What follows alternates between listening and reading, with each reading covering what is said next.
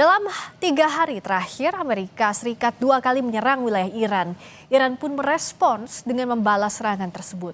Dua pihak saling serang, akankah proses perdamaian gagal terwujud? Kita ulas bersama dosen ilmu politik Universitas Udayana, Evata Filomena Duarte, dan pakar geopolitik keamanan nasional, Wibawanto Nugroho. Selamat malam Pak Wibawa, Mas Evata. Ya. Selamat malam.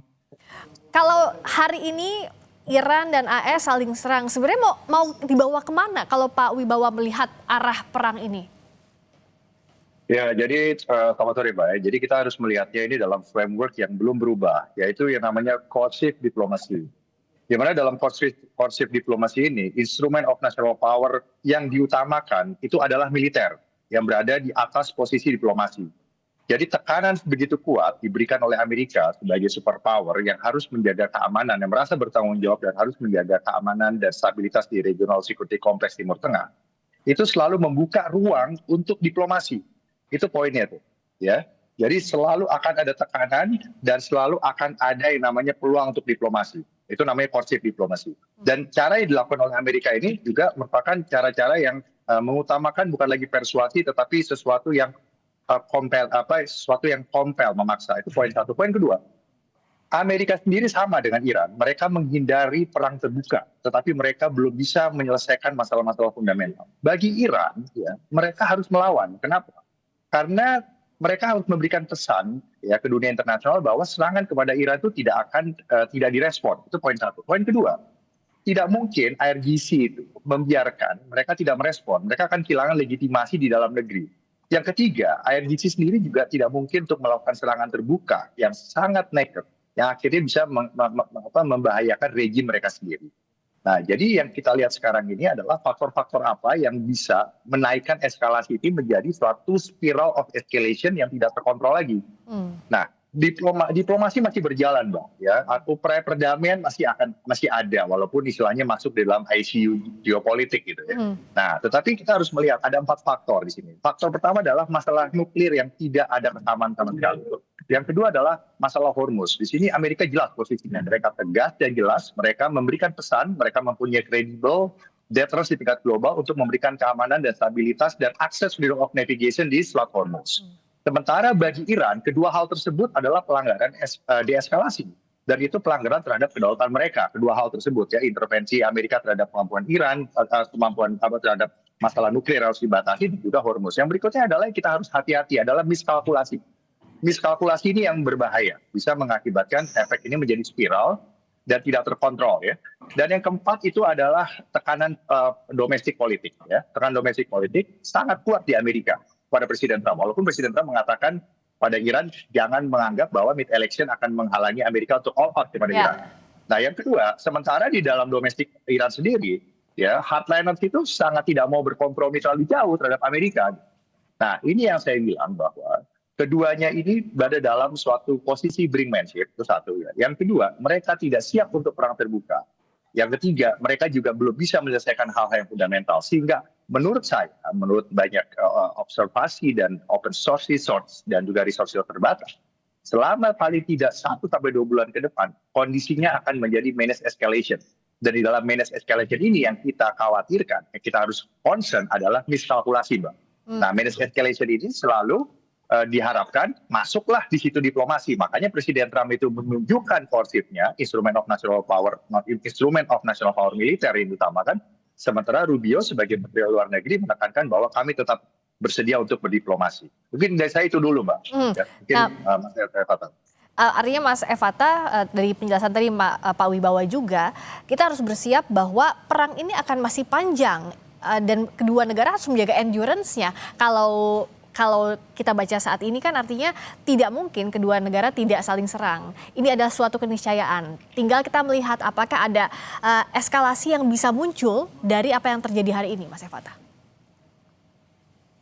Ya, pada dasarnya saya melihat bahwa serangan atau tekanan yang dilakukan dari kedua belah pihak itu sebenarnya cukup beruntun ya apabila kita cek baik-baik. Ketika serangan yang dilakukan memang menargetkan kepada pangkalan yang berisi pusat intelijen dan juga pusat koordinasi yang selama ini berada di Kuwait yang dihantam oleh Iran, ini adalah tanda sebenarnya bahwa ini adalah serangan balasan terkait dengan Bandar Abbas kemarin. Nah, maka dalam posisi kali ini, Iran justru menunjukkan bahwa mereka tidak benar-benar buta. Dan mereka tahu bahwa kami bisa menyerang siapapun dan kapanpun dan dimanapun. Nah, ini dia. Dan kita melihat bahwa sebenarnya Iran juga menggunakan salah satu rudal ya, salah satu rudal Fatehnya ya, dan juga ada satu rudal yang lainnya, dan juga mereka mencoba semaksimal mungkin untuk menunjukkan bahwa kami masih mampu untuk melawan. Dan dalam kondisi yang sangat pelik seperti ini, posisi dari Iran itu akhirnya membuktikan bahwa mereka sebenarnya bukan hanya siap, tetapi mereka tahu bahwa yang mereka lakukan ke depan adalah memecah aliansi strategis dari Amerika. Ketika negara-negara Timur Tengah ini semuanya itu bersatu padu dan mereka mengikuti keinginan dari Donald Trump, bahkan juga Donald Trump menawarkan ada Abraham Accords yang kedepannya nanti akan diikuti oleh negara-negara yang sama ini berkonflik dengan Israel. Ini sebenarnya kalau secara politik saya lihat ada suatu tanda gitu yang ingin dimainkan oleh Iran bahwa mereka berupaya semaksimal mungkin untuk menyampaikan bahwa kami masih memiliki opsi Samsonic. Ketika kami hancur, maka yang lain juga akan ikut hancur. Nah, ini dia. Maka sebenarnya posisi-posisi daya tawar yang ditawarkan oleh Iran dalam diplomasi kali ini ya tidak jauh-jauh dengan apa yang sudah ditawarkan sebelum-sebelumnya. Tetapi kunci-kuncian yang terjadi kali ini itu membuktikan bahwa memang solusi diplomasi masih belum merupakan jalan terbaik dari kedua belah pihak. Mungkin saja ke depannya, dan bisa kita pastikan, pasti akan ada serangan-serangan yang mungkin jauh lebih besar. Karena Amerika tidak mau pulang dengan keadaan malu, begitu juga Iran, mereka mengatakan bahwa ini adalah perang suci yang harus dimenangkan. Dan eskalasi ini sampai ke kawasan, itu sangat mungkin terjadi dengan lebih luas lagi ya Pak Wibawa? Ya, jadi gini, Mbak. Ya, jadi dari perspektif Washington ya, itu mereka harus memastikan bahwa regional security complex structure yang ada di Timur Tengah ini, kalaupun harus direvisinya itu bukan dengan cara yang mempermalukan Amerika, satu, yang kedua dengan mengikuti semua apa yang dimaui oleh Iran, yang ketiga dengan menimbulkan konflik yang berkepanjangan. Sebenarnya itu maunya, ya. Sementara dari Israel itu mereka meminta jaminan keamanan, ya, yang hampir dikatakan 99,9%. Dari mana? Jangan sampai ada yang namanya serangan-serangan tidak langsung dari proksi-proksi Iran dan juga dari misal, apalagi dari nuklir, ya. Yang ketiga, kalau dari Iran, sebenarnya diharapkan Iran itu adalah penghormatan terhadap hak-hak strategisnya. Selain tadi Mas Yabata sudah jelaskan, ada satu keyakinan ideologis bahwa mereka harus berjuang. Di mana dari perspektif lain, dari Iran sendiri juga mereka suatu bangsa yang walaupun rejimnya itu susah untuk kompatibel dengan stakeholder lain di Timur Tengah, mereka adalah rasional. Di mana mereka harus melakukan perlawanan demi menjaga kehormatan bangsanya tuh. Dan yang berikutnya adalah mereka juga tidak mau melakukan diplomasi di bawah kelemahan atau di dalam posisi dipermalukan. Jadi mereka itu mau satu step mundur, mereka mendapatkan relief dari sanksi. Satu step mundur, mereka dapat yang namanya kompensasi untuk pengayaan uranium. Dan itu tidak dimaui oleh Presiden Trump. Presiden Trump mau mereka mundur 10 langkah, baru Amerika memberikan apa yang diminta oleh Iran. Jadi memang ini deadlock. Dan mengenai pelebaran konflik ini sangat mungkin. Kenapa? Karena di dalam perang itu ada yang namanya fog of war, ada yang namanya perhitungan-perhitungan konsekuensial. Perang, baik itu perang yang sifatnya limited, perang regional, bahkan perang dunia, Mbak, itu sering terjadi bukan karena suatu rencana, kontingensi sudah disiapkan, tetapi karena miskalkulasi dan persepsi dari pengambil kebijakan yang saat itu berkuasa untuk memutuskan dan menilai keadaan apa yang terjadi gitu, dan respon apa harus diberikan. Nah, jadi ya sekarang harus kita perhitungkan. Yang pertama ya, nuklir itu sudah tidak mungkin ada deal. Ya. Yang kedua, sangat tidak mungkin dalam waktu dekat. Yang kedua adalah siapa yang mengamankan Hormuz. Nah, Amerika prioritasnya adalah mereka harus mengamankan semua aliansi di situ. Yang kedua, memberikan keamanan kepada pangkalan mereka. Yang ketiga, mereka mendapatkan jaminan freedom of navigation. Nah, itu Iran juga tidak terima begitu saja. Yang ketiga adalah miskalkulasi. Dan yang keempat adalah tekanan-tekanan di dalam domestik politik ya. Ya, jadi kita harus melihat 4 faktor ini yang mungkin yang pasti 99% confidence level akan mempengaruhi apa yang akan terjadi 30 hari ke depan. Nah, mengenai pelebaran konflik itu sangat mungkin terjadi, Mbak. Ya, kalau ini terjadi miskalkulasi poinnya. Walaupun semua pihak, Mbak, percaya sama saya, di Pentagon, di Teheran dan juga di Tel Aviv, mereka berusaha menjaga ini menjadi manage escalation. Jadi masalahnya adalah, pertanyaannya adalah, sanggup nggak mereka memastikan bahwa ini tidak menjadi spiral dari suatu keadaan yang tidak terkontrol. Itu aja. Ya. Itu. Nah, Ya, dan nextnya adalah how to manage, Mas Evata. Karena kan kalau dianggap oke, kita ini menjaga agar tetap termanage dengan baik itu eskalasi yang terjadi. Tapi kan miskalkulasi seperti yang tadi Pak Wibowo sampaikan itu mungkin saja terjadi. Dalam kondisi hari ini, celah apa yang harus diwaspadai soal faktor miskalkulasi ini menurut Mas Evata?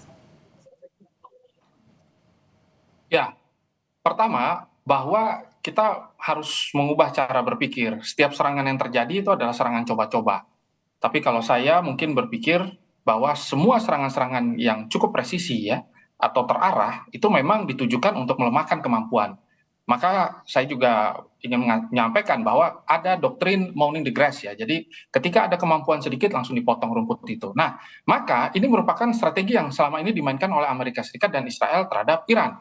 Tetapi Iran juga tahu bahwa setiap rudal yang masuk itu membuktikan bahwa mereka mampu memecah ya pertahanan anti udara dari negara-negara yang dianggap sangat superpower ini gitu. Nah, maka dari itu dalam posisi-posisi yang cukup pelik hari ini kita bisa melihat bahwa kedua belah pihak sebenarnya harusnya sama-sama menahan diri agar tidak menciptakan eskalasi yang tadi tidak bisa termanage dengan baik. Akan tetapi kesengajaan dari kedua belah pihak memang sudah mengarah pada upaya untuk menciptakan perang total begitu. Dan perang total ini sudah dipersiapkan oleh Iran.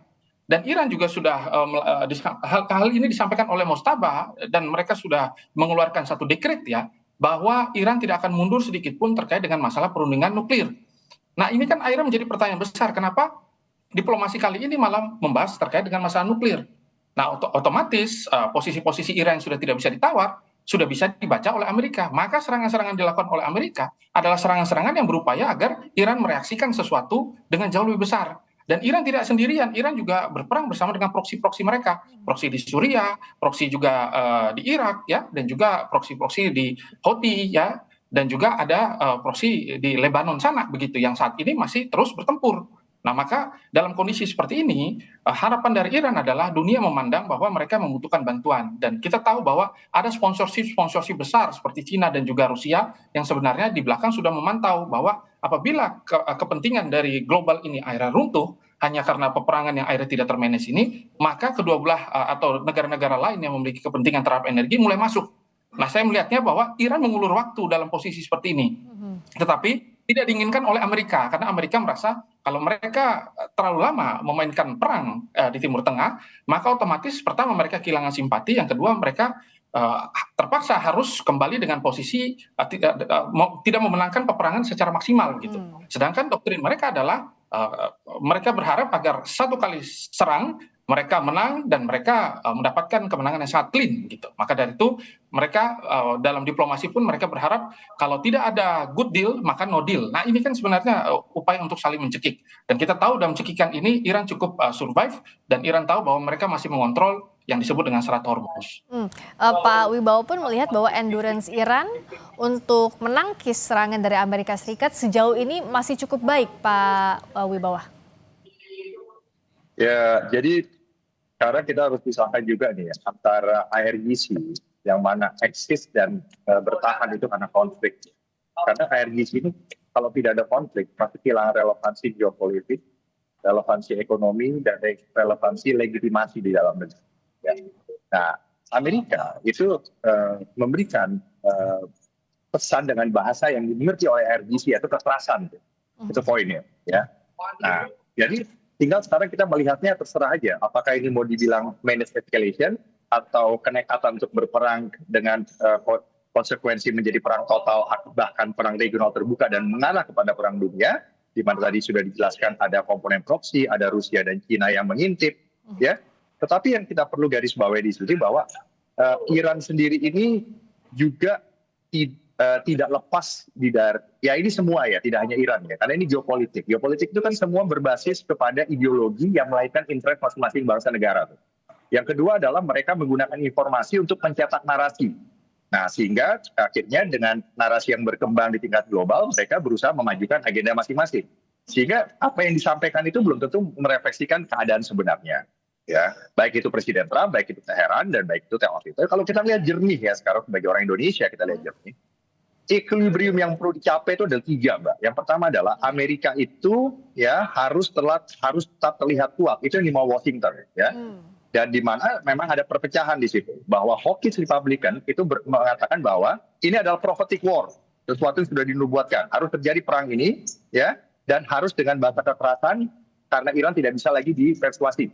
Nah, dari Iran selesai, masalah banyak di dunia ini akan selesai. Itu keyakinan mereka. Sementara dari kelompok Republikan yang mengutamakan MAGA, American Against the Game, mereka juga tidak mau Amerika terlibat terlalu jauh dalam perang yang berlarut. Gitu. Nah, dan Pentagon juga melihatnya tidak bisa perang terbuka. Ini harus dihadapi dengan Special Operation and Low Intensity Conflict dari kalangan Profession of Arms atau Professional Military Establishment di Amerika di Washington. Nah, sementara dari Teheran itu tidak mau kehormatannya itu hancur gitu. Mereka akan menunjukkan kepada dunia internasional dan juga domestic audience bahwa dengan mereka bernegosiasi, artinya mereka berhasil mengeluarkan deterrence untuk mengajak superpower itu bernegosiasi. Jadi harus ada kehormatan juga dari sisi Teherannya. Ya. Dan yang ketiga dari Israel, yang diminta Israel itu adalah mereka dijamin, diakui kedaulatannya dan tidak diserang lagi oleh proksi. Nah, ini yang harus dicapai equilibrium ini oleh Trump. Nah, kalau tidak bisa, konflik ini akan berlanjut terus, Mbak. Nah, dengan special operation and logistic conflict, tetapi dengan kontingensi kemungkinan akan menjadi konflik yang terbuka, ya. Baik itu disengaja atau tidak disengaja, itu kita tidak usah ributkan. Tetapi yang namanya berantem itu pasti akan ada resiko yang eskalatif. Walaupun kita sudah berusaha untuk menahan tidak terbuka. Nah, sementara tidak mudah bagi Iran untuk memecah aliansi di Timur Tengah. Karena perbedaan sangat struktural juga antara GCC dengan rejim Republik Islam Iran versi 79 gitu. Itu story-nya panjang gitu ya. Dan Rusia dan Cina juga tidak mau Timur Tengah itu berdarah-darah gitu. Jadi Iran itu juga kalau dilihat net assessment ya, mereka artinya ada batasnya juga gitu loh. Semua ada batasnya. Israel juga ada batasnya, Amerika juga ada batasnya gitu. Dan mereka sebagai rational actor juga menghitung juga. Ya, masing-masing punya batasnya. Yang diinginkan jangan sampai Timur Tengah berdarah-darah. Tapi bagaimana akhirnya sejauh ini seberapa bisa baik itu Rusia, Tiongkok maupun Israel masuk ke pusaran ini? Sejak awal kan baik masing-masing pihak ini sudah coba masuk dalam bentuk negosiasi ataupun apa itu bentuknya, tapi belum mencapai titik untuk bisa menghentikan atau setidaknya menuju menghentikan perang yang terjadi ini. Mas Fatah. Masih di mute, Mas? Minta tolong unmute. Pertama, dalam posisi kali ini ketika kita hitung ya secara diplomasi dan juga ketika kita lihat secara aliansi, posisi Iran memang tampaknya makin sulit. Mengingat bahwa hasil dari pertemuan Donald Trump bersama dengan Xi Jinping kemarin malah menyepakati bahwa Iran tidak boleh memiliki nuklir ya, dan berserta dengan pengayaannya juga. Nah, begitu juga ketika hal ini dalam beberapa laporan-laporan khusus kita lihat bahwa sebenarnya Moskow juga tidak berharap nanti ke depannya kontrol terhadap Selat Hormuz ini ada di tangan dari Iran itu sendiri. Akan tetapi kalau secara backbone ya, kedua belah pihak itu sebenarnya saling mensupport satu dengan yang lainnya selain dari sisi intelijen juga dalam persenjataan dan juga teknologi. Ada beberapa catatan-catatan di mana banyak sekali ilmuwan-ilmuwan nuklir Rusia itu sebenarnya masih berada di Iran ya untuk mengembangkan hal tersebut. Nah, begitu juga ada banyak jalur baru yang sudah disiapkan Iran terkait dengan masalah ekonomi melalui darat yang juga disupport oleh Cina karena Cina sangat bergantung dengan energi yang dipasok oleh Iran itu sendiri. Nah, maka dalam posisi teknis seperti ini sebenarnya sudah ada keinginan dari negara-negara Timur Tengah ya yang merasa bahwa tampaknya perang ini harus segera selesai dan salah satu yang terlihat itu adalah Oman ya yang tetap memposisikan diri secara netral. Oman merasa bahwa ke depan kalau tidak ada posisi yang netral atau upaya untuk mengontrol ya Selat Hormuz dan juga kepentingan-kepentingan strategis semua pihak itu berada pada posisi yang berada pada titik tengah equilibrium, maka akan kesulitan ke depannya. Karena sebenarnya yang diharapkan oleh Iran adalah penghargaan terhadap hak-hak mereka dan ada beberapa langkah-langkah yang sudah disampaikan oleh Kementerian Luar Negeri gitu dari Iran. Tetapi hal ini tidak pernah disepakati oleh Amerika Serikat yang merasa bahwa standing point yang terus berubah-ubah menandakan bahwa sebenarnya Amerika memang tidak serius untuk berdiplomasi. Amerika sangat serius untuk melakukan serangan-serangan yang lebih terukur dan juga terprediksi ke depannya begitu, dan mereka merasa bahwa mereka harus menang total dalam peperangan kali ini. Maka ketika kita melihat dalam situasi yang cukup pelik ya, negara-negara yang memiliki kepentingan inilah yang diminta oleh Iran ya terkait dengan masalah energi untuk mulai bersuara. Tetapi siapa yang mau berani bersuara dalam kondisi seperti ini? Tidak ada. Maka Iran malah menyiapkan opsi untuk melakukan perang total gitu. Kalau memang dalam posisi-posisi yang sangat sulit ke depan, maka satu-satunya cara adalah memberikan pembalasan begitu, dan ini adalah sesuatu yang tidak bisa mereka hindari begitu, karena ini satu-satunya langkah yang bisa mereka ambil. Nah, Amerika merasa bahwa kali ini diplomasi itu sudah cukup untuk mengganggu stabilitas dari Iran begitu, mengingat bahwa dalam kondisi yang cukup pelik tiba-tiba Donald Trump menawarkan hal-hal yang tidak tidak, Abraham Accord ya terhadap Israel dan lain sebagainya. Nah, ini kan sebenarnya tanda bahwa keinginan dari Amerika adalah untuk mengacaukan posisi daya tawar dari Iran, dan kita tahu bahwa diplomasi jenis apapun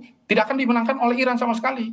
Jadi satu-satunya cara yang dilakukan oleh Iran adalah bertahan dan juga melawan balik. Saya lihatnya demikian. Dan itu sudah diketahui Amerika, maka opsi yang diambil oleh Amerika adalah persiapan terhadap serangan sledgehammer yang sebenarnya sudah bocor. Sledgehammer 2.0 ini kan sudah disiapkan oleh Amerika. Dan serangan di Bandar Abbas itu adalah upaya untuk membutakan ya kemampuan radar dari Iran itu juga. Berarti memang sudah dipersiapkan nanti ke depannya akan ada penggunaan bom-bom yang lain ya, yang seperti dilakukan, karena itu merupakan salah satu doktrin taktis yang dimiliki oleh Amerika Serikat yang bekerjasama dengan Israel.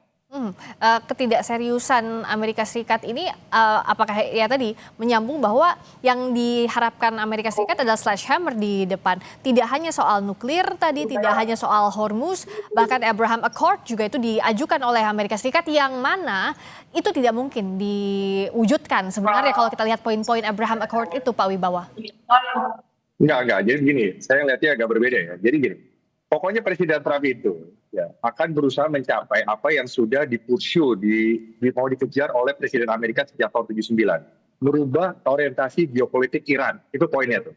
Dan sekarang ada operasi khusus untuk mengubah orientasi geopolitical orientation Iran di dalam negeri Iran dengan cara-cara intelijen ya. Operasi khusus ya, tidak terbuka gitu ya. Itu satu poin.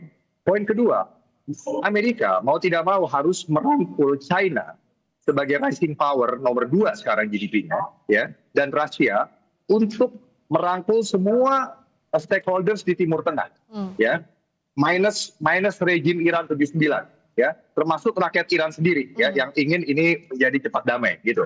Untuk mengubah orientasi geopolitik pemerintah Republik Islam Iran PK79, Amerika harus bekerja sama dengan China dan Rusia. Dan memang hubungannya unik. Tadi Mas Eva sudah jelaskan itu. Amerika juga dengan China unik. Mereka sangat erat dalam hubungan ekonomi dan finance, ya, tetapi mereka juga sangat bersaing dalam hal teknologi dan struktur keamanan. Ya. Dan jadi itu suatu hal yang biasa. Jadi karena apa? Karena Rusia dan China itu tidak mau konfrontasi langsung dengan Amerika. Mereka tidak mau Iran juga punya kemampuan nuklir, senjata nuklir. Mereka hanya mau Iran itu mempunyai kemampuan yang diambang batas, cukup mengganggu konsentrasi Amerika, itu poinnya. Untuk menjadi balancing power kepada Amerika di Timur Tengah, itu bagus, itu perlu juga dalam teori ilmu sosial ya, itu perlu namanya balance of power ya. Tapi mereka juga tidak mendukung Iran ya untuk berperang terbuka, karena Cina ini juga tidak mau perang sampai sentennial kedua, yaitu 2049 ya, 100 tahun Republik Rakyat Cina. Ya, begitu juga Rusia, mereka juga tidak mau lagi ada keributan yang melibatkan mereka di Timur Tengah, karena mereka sedang menyelesaikan urusan mereka di Ukraina, di Eropa.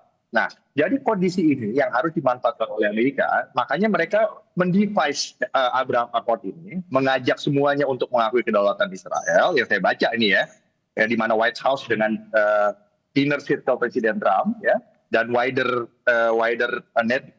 ring di White House saat ini, dengan tanda kutip ya, dengan cara ikut merangkul China dan Rusia dan semua negara di Timur Tengah untuk yang tadi Mas Eva bilang menyudutkan Iran, itu poinnya itu.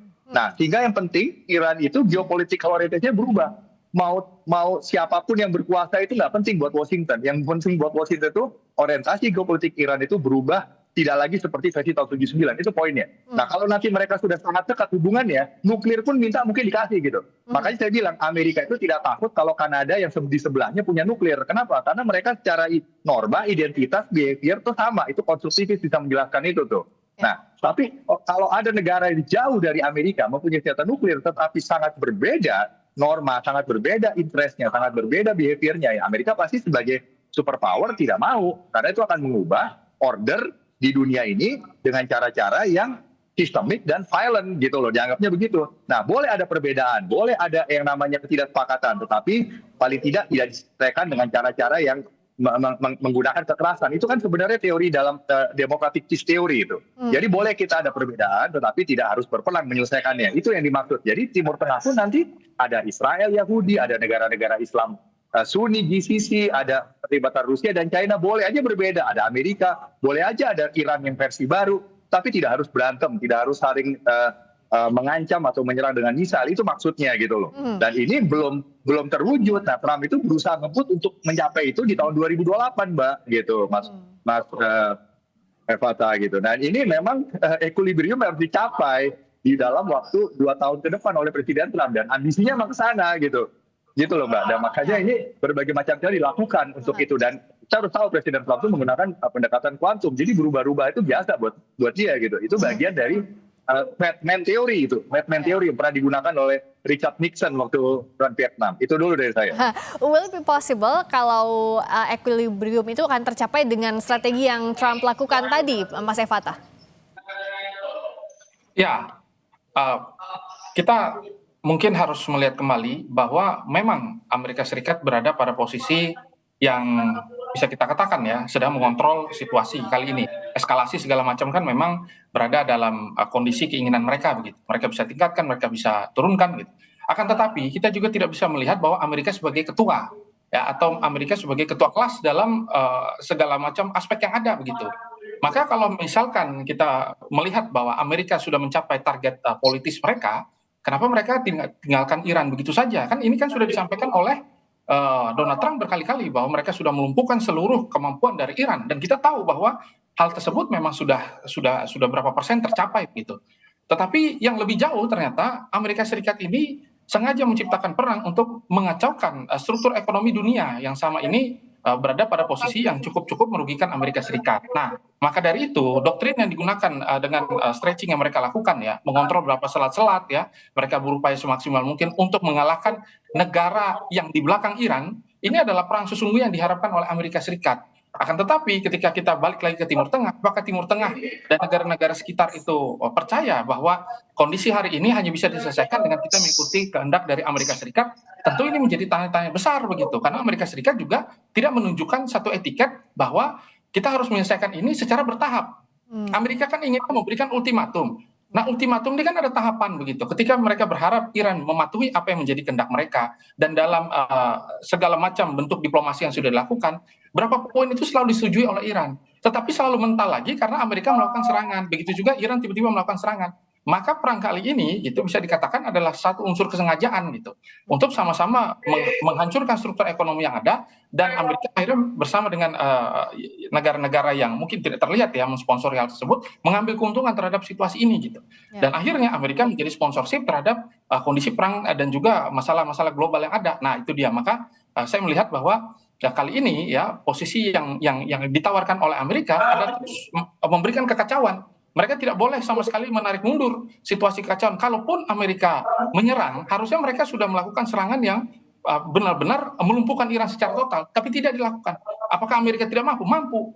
Kenapa mereka tidak lakukan? Karena sengaja begitu. Karena mungkin banyak analis mengatakan bahwa kondisi ekonomi politik mereka dalam negeri sulit dan lain sebagainya. Saya masih tidak percaya, karena mereka masih punya kemampuan untuk melakukan peperangan dengan sangat panjang begitu. Kali ini ya, kalau berbeda dengan perang Vietnam waktu itu dengan miskalkulasi, tapi kalau dengan Iran tampaknya Amerika tahu bahwa dia harus melakukan perang-perang ekonomi yang baru untuk menciptakan stabilitas ya, dan juga penguasaan terhadap kondisi yang sama ini sudah lama ya, tidak dikuasai oleh Amerika. Jadi saya melihatnya demikian. Terakhir Pak Wibawa, tuh sama apa yang bisa terjadi dalam beberapa waktu terakhir ini, kita lihat pendulumnya kemana akan bergerak. Misalnya di kawasan saja, Amerika Serikat pun kan mengancam Oman jangan sampai itu main-main sampai mendekat dengan Iran. Nah, apa yang bisa kita baca dari hal ini, Pak Wibawa? Ya, Amerika akan kembali secara konsisten saya sampaikan kepada yang namanya diplomasi yang sangat kompleks, sangat challenging, ditambah dengan special operation and low intensity conflict. Jadi tadi dijelaskan oleh Mas Evata itu yang saya sebut sebagai special operation and low intensity conflict. Mereka tidak akan dulu menyerang dengan high intensity conflict sekarang. Mereka akan melakukan yang namanya operasi special operation dan low intensity konflik, operasi-operasi khusus dengan satu tujuan, Mbak. Orientasi geopolitik Iran itu berubah dari dalam. Itu poinnya tuh. Ya. Nah, itu poinnya. Jadi itu akan terjadi ya, dan efeknya itu bisa sampai dunia. Iya, itu betul yang dikatakan tadi. Karena memang di strategi keamanan nasional Amerika tahun 2025 sudah dibilang bahwa Trump akan menggunakan yang namanya integrated deterrence untuk membuat pemaksaan atau namanya compelling arsitektur untuk mengubah apa yang perlu diubah, memperbaiki apa yang perlu diperbaiki dalam perspektif Washington ya, dalam perspektif presiden ya, termasuk di Timur Tengah, dan khususnya sudah menyebut bahwa yang namanya ancaman itu ada 4. Yang pertama adalah facing threat, itu pertama adalah dari China, yang kedua adalah managing threat itu dari Rusia, dan regional threat itu adalah dari Iran, dan yang namanya nuclear threat yang managing itu datangnya dari North Korea. Jadi 4 itu akan dibereskan oleh Trump dengan cara masing-masing, dan yang sudah dimulai dengan kekerasan adalah Iran. Dan ini yang tadi membuat Amerika tidak bisa keluar begitu saja, karena mereka juga tidak mau kehilangan kredibilitas deterrence tingkat global. Itu beban mereka juga. Ya. Nah, ini menjadi perdebatan juga di Washington, karena perdebatan di Washington itu masih berjalan. Saya tahu persis itu sekarang. Makanya sekarang Trump itu buying time dan melakukan special operation and low intensity conflict. Dia tidak mau all out dulu sekarang. Itu poinnya, Mbak. Dan dalam waktu dekat dipastikan tidak ada yang mau keluar dari gelanggang terlebih dahulu ya. Ya, Tidak. Ya. Baik, terima kasih atas perspektifnya pada malam hari ini, Pak Wibawanto Nugroho, pakar geopolitik dan keamanan nasional. Terima kasih juga Mas Evata Filomeno Duarte, dosen ilmu politik Universitas Udayana. Selamat malam. Terima kasih. Selamat malam, Bapak.